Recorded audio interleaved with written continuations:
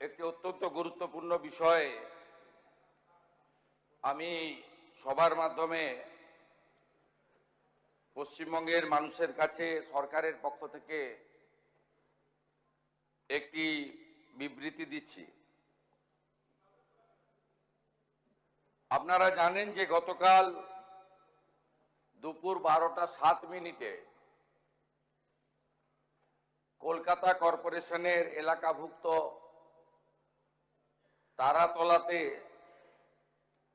একটি নির্মীয়মান বিল্ডিং ভেঙে পড়ে একটি মর্মান্তিক বেদনাদায়ক ঘটনা ঘটেছে। এই ঘটনায় যারা মারা গেছেন, মৃত্যু হয়েছে, তাদের পরিবারের প্রতি সমবেদনা, পরিবারের পাশে থাকার অঙ্গীকার এবং তাদের বিদেহী আত্মার অমরত্ব প্রার্থনা করি। যারা আহত হয়ে কলকাতার SSKM হসপিটালে চিকিৎসাধীন রয়েছেন, তাদের দ্রুত আরোগ্য প্রার্থনা করে সরকার তাদের পরিবারের পাশে আছে এই অঙ্গীকারও জানাচ্ছে। আমাদের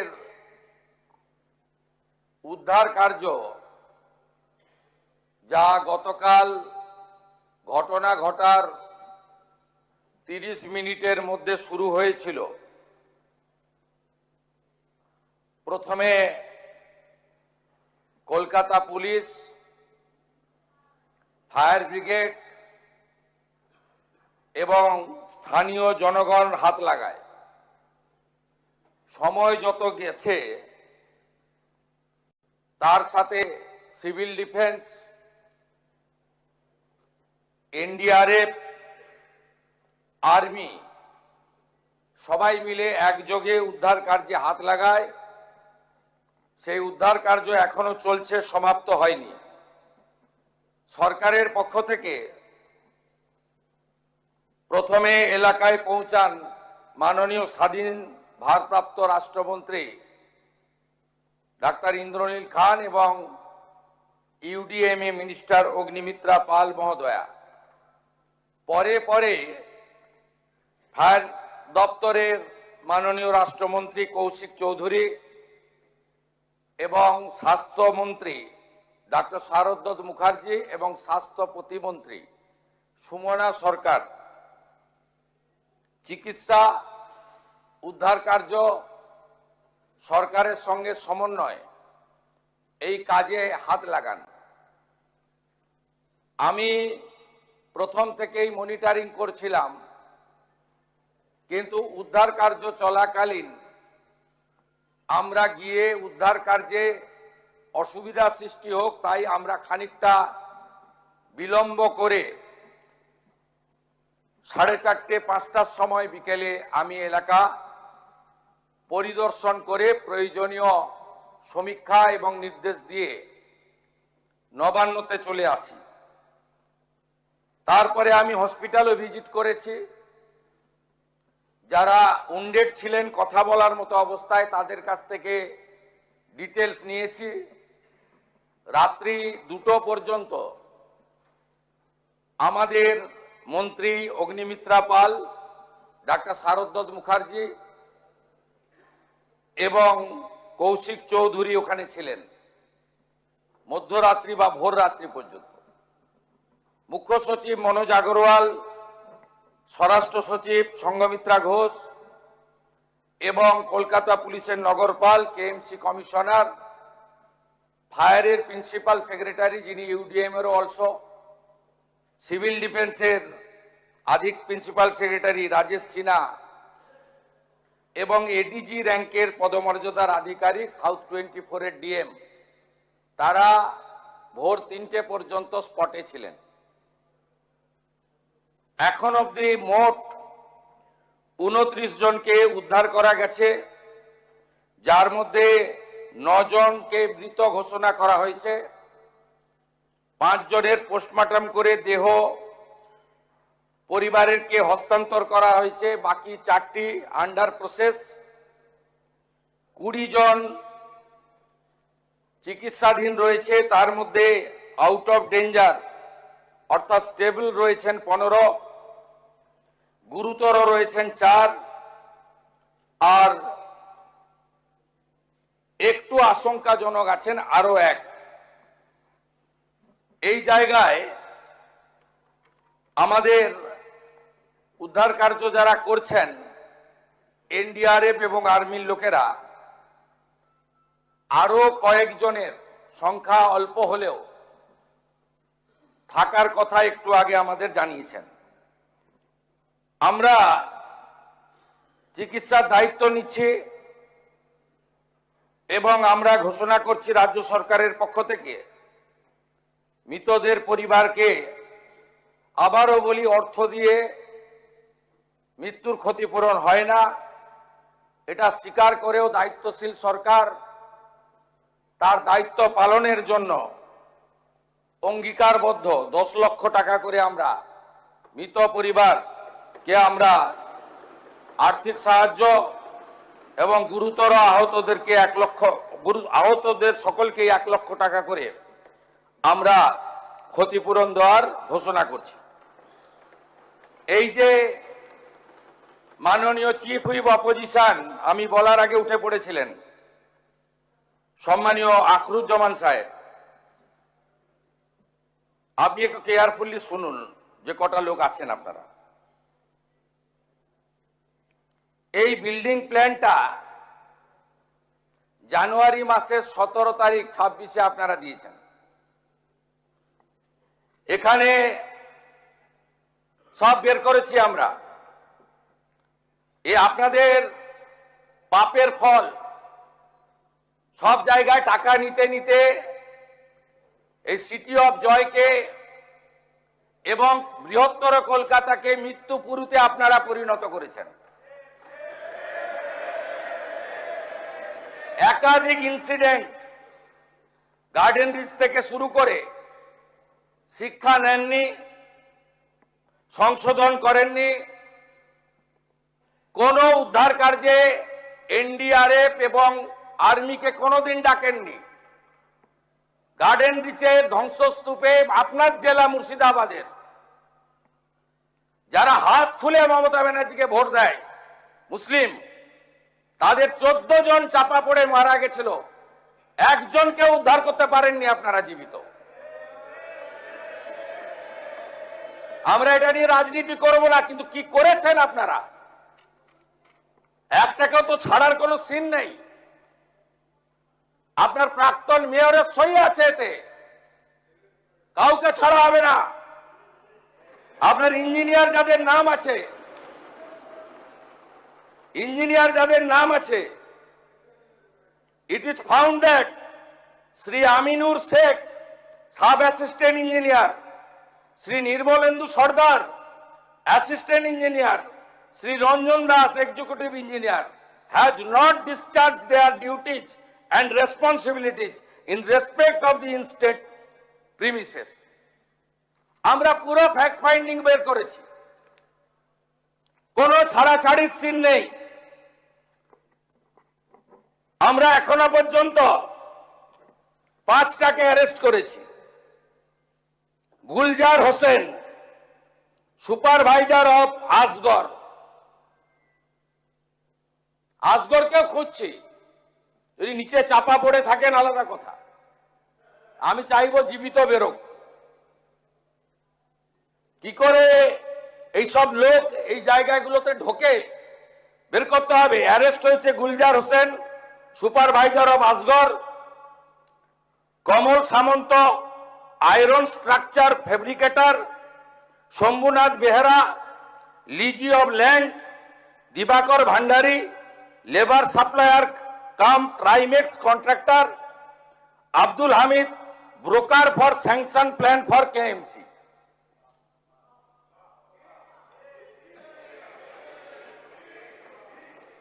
আপনার কেএমসিতে কি হয়েছে আমরা জানি না, আপনার কালীকে তুললে সব বেরিয়ে যাবে। কলকাতা কর্পোরেশনে কালি না বললে কোনো প্ল্যান হয় না। আর কালি অ্যাপয়েন্টেড বাই ক্যামাক স্ট্রিট, সবাই জানে। আর এই কালি বাইপাসের পাশে আপনাদের তৃণমূল ভবন বানাচ্ছে 200 কোটি টাকা দিয়ে, আর এখান থেকে টাকাটা তুলে ওখানে পাঠায়। আমরা সব জানি, সব বের করেছি আমরা, এফআইআর হয়েছে, আরো ব্যবস্থা নিচ্ছি। ইনসিডেন্ট রিপোর্টে আমাদের প্রথমেই হ্যাটসঅপ জানাই ইন্ডিয়ান আর্মি, তারা 215 জন জওয়ানকে দিয়েছিলেন। আমি এবং মুখ্য সচিব আলোচনা করে দুটোর সময় সিদ্ধান্ত নিই, এই যে ভারী বিম, এ কাটার কোনো মেশিন রাখেননি আপনারা। আপনাদের সরকার 15 বছরে অনেক কাণ্ড করেছেন,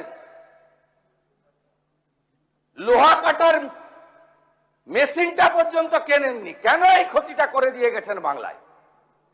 কোনো আধুনিক যন্ত্রপাতি নেই, কোনো পেশাদার টিম নেই। আর্মির 215 পার্সোনাল এসেছেন এবং বিশেষ করে বিহার রেজিমেন্ট, তারা সমস্ত মডার্ন ইকুইপমেন্ট নিয়ে এসে হাত লাগিয়েছেন বলে 20টা লোককে জীবিত বের করতে পেরেছি। ওই লোহা পড়লে কেউ বাঁচে না। ন্যাশনাল ডিজাস্টার রেসপন্স ফোর্স, এরা তো ভগবানের দূত হিসেবে কাজ করেছে।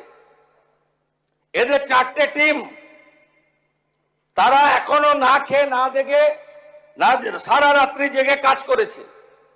সিভিল ডিফেন্সের একটা কুইক রেসপন্স টিম আর 2টো কিউআরটি টিম 26 মেম্বারের, তারা এখনো পর্যন্ত কাজ করে চলেছে। আমি তাদেরকে ধন্যবাদ জানাবো। Fire and emergency service, 6 fire engine, 36 personnel, Kolkata municipal corporation, health, building, solid waste management, lighting এবং ইকুইপমেন্ট এন্ড লেবার, এরা ফুল ফেজেড কাজ করেছেন, কাজ করছেন। Shyamaprasad Mukherjee port, Kolkata KOPT, DMG Kolkata police, এরা সবাই মিলে একযোগে এই কাজটা করেছেন এবং করছেন। South 24 DM, health department, KMDA also, তারাও আমাদের অল টুগেদার সবাই মিলে একটা টিমে সাপোর্ট করেছেন। এইটা দেখুন মাননীয় ফিরহাদ হাকিমের সই। দেখুন, দেখুন আপনারা কিভাবে স্ট্রাকচারে ডিফেক্ট থাকা অবস্থায় ফল্টি প্ল্যান অ্যাপ্রুভ করেছেন। এবং এখানে যাদের সই আছে, name of architect, name of ESC, name of GTE, name of owner, name of applicant, propose floor area, exempt area মিলে পুরো আমরা এটা বের করেছি। দেখুন, ফল্টি ডিজাইন, এইটা বিল্ডিং প্ল্যানের নকশা। এরকম কত কাণ্ড করে রেখেছেন তার ঠিক নেই। কম্পেনসেশন ঘোষণা করেছি, এফআইআর অ্যারেস্ট বলেছি। আগামী দিনে কি হবে? আমরা 4 সপ্তাহ Kolkata municipal corporation, Rajarhat new town, Maheshtala, Budge Budge, Pujali, Bishnupur গ্রামীণ এলাকা, সাউথ 24, সোনারপুর, বারুইপুর পুরো এলাকায় সমস্ত নির্মীয়মান কাজ, জরুরি পরিষেবা ছাড়া আমরা বন্ধ রাখলাম। সমস্ত স্যাংশন প্ল্যান অডিট হবে। এই অডিট করার জন্য কমিটি তৈরি করে দেওয়া হচ্ছে। কমিটি হেড করবেন Rajesh Pandey IAS, additional chief secretary.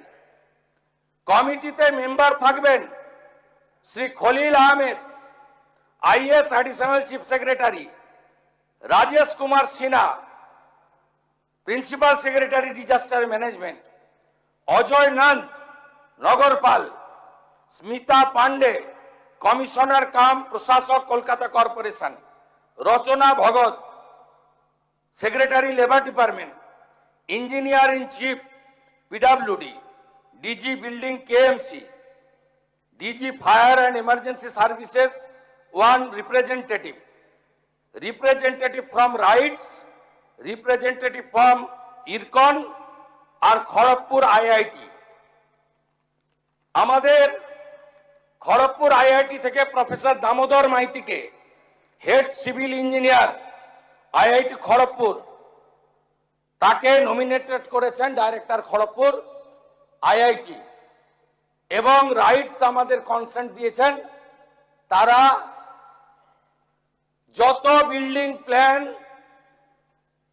এই দুর্নীতিগ্রস্ত তৃণমূল কংগ্রেস অর্থের বিনিময়ে, কাটমানির বিনিময়ে, ব্রোকারদের দিয়ে এই কলকাতাকে মৃত্যুপুরীতে পরিণত করা তৃণমূল কংগ্রেস, তার সমস্ত বিল্ডিং প্ল্যান এবং আন্ডার কনস্ট্রাকশন আমরা অডিট করাবো। যতক্ষণ না অডিট সার্টিফিকেট হচ্ছে কোন বিল্ডিং এ আমরা হাত দিতে দেব না। তারপরে তো প্রপার্টি অ্যাটাচমেন্ট করে আদায় করব, শুধু জেল খাটানো নয়। অপেক্ষা করুন, আপনারা নিশ্চিন্ত থাকুন, একদম জিরো টলারেন্স, 1 ইঞ্চিও টলারেন্স আমরা করব না। আর অ্যাসেম্বলি চলছে, আগের মুখ্যমন্ত্রীর মতো তু খিঁচ মেরি ফটো আর বিধানসভাকে অস্বীকার করে বাইরে অ্যাকশন আর কম্পেনসেশন আমরা অন্তত করি না। বিধানসভা চালু ছিল, তাই আপনাদের মাধ্যমে গোটা পশ্চিমবঙ্গের মানুষকে ঘটনা, অ্যাকশন, আফটার অ্যাকশন কি কি আমরা মেজার্স নিচ্ছি তা জানালাম। আপনারা ভরসা রাখতে পারেন, এই সরকার জনগণের জীবনের সঙ্গে কোন রকম কম্প্রোমাইজ করতে কাউকে দেয়নি, দেবে না। সবাই ভালো থাকুন, ধন্যবাদ। পরিবারগুলিকে সমবেদনা জানিয়ে আমার এই বিবৃতি শেষ করছি। অধ্যক্ষ মহোদয়কে ধন্যবাদ।